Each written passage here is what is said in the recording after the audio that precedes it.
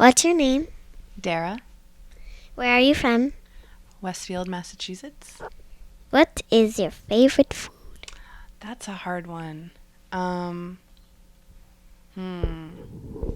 So I'm part Portuguese, and there's a lot of Portuguese foods that I grew up eating that I really love, like grilled salted sardines and bacalhau, which is also salted codfish, things like that I really love. And there's some desserts too. But one of my favorite secret pleasures is I like to make popcorn and I eat it with a spoon while I watch a movie. And it's a weird thing that I do. It's like if you're eating like rice. I know, I just don't like to get my hands greasy. What do you do for your life? So I have a 9 to 5 job that pays the bills. And then I have a lot of side projects. I refinish furniture, I make jewelry, I have a blog where I interview women, I carve rubber stamps, I weave, I do a lot of creative stuff. Like we did that before, we made jewelry. Yep. What materials do you use to make jewelry? So I guess sometimes I use gemstones, but the jewelry that I showed you today is made out of lucite. It's a type of plastic, and acrylic paint and gold chain.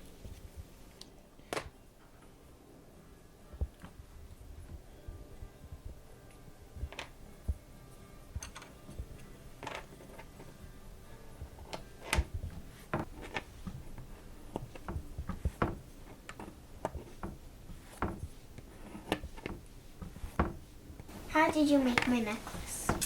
So I take a piece of lucite and I take a picture and I etch it into the back with a machine. It laser cuts and sort of makes a groove, and then we paint it, right? So there's like the first color goes into all of the grooves, and then there's a background color, and then take them and sand them into a dome shape and polish them so that then you can see the image and it gets a little bit magnified. Cool.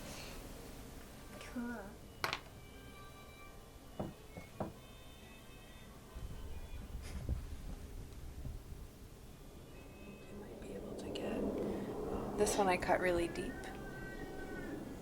I'm not sure if you can see. I can see it, yeah. Which is pretty cool. Wow. Right.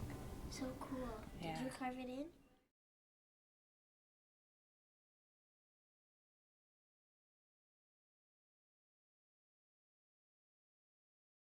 How did you get the idea to make old stuff look new?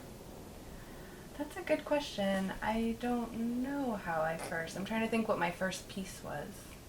Or what was the idea to get your first? I think I just always like finding things. And so I think it's just sort of in my nature to collect things, and I started finding old furniture. I don't know. I don't know where I got the idea, but I just kind of started doing it and I really enjoy it. Like, sometimes you get the feeling that you want to like remake the thing. Like if you find something old, just you want to make it look newer and you could use it still. And so you started doing that for a while. Yeah, then you're not wasting things. Where did you find your materials? For furniture, sometimes I find them on the street. A lot of times my dad sells houses, and a lot of times people who have moved out leave old furniture, and so I've gotten a lot of stuff through him. Some things are from my parents or from my grandparents or friends. Sometimes are throwing away furniture and ask me if I want to work on them instead of them throwing them away. Good idea. Yeah. How do you choose people that you interview? It started off with a lot of people that were just friends of mine, because I felt like they would definitely say yes. If I asked them, I knew that they would take the time to do it. And then there's a lot of women that I follow, either their blogs or their websites, or who make things that I really enjoy. And I decided to just take a chance and email them and see if they would, kind of take a chance on me. And a lot of people have responded that they would. And I think it's a really good lesson in putting yourself out there, because you never know. People might actually be interested in what you're doing. So yeah, there's a lot of people that are friends of mine, but there's a good number of people now that I didn't know beforehand and now have become people that I do know. So, like,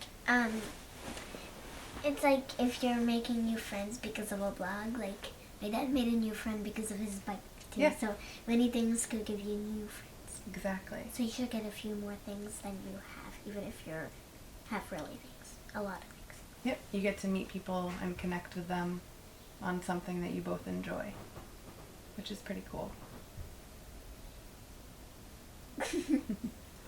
I think we're done.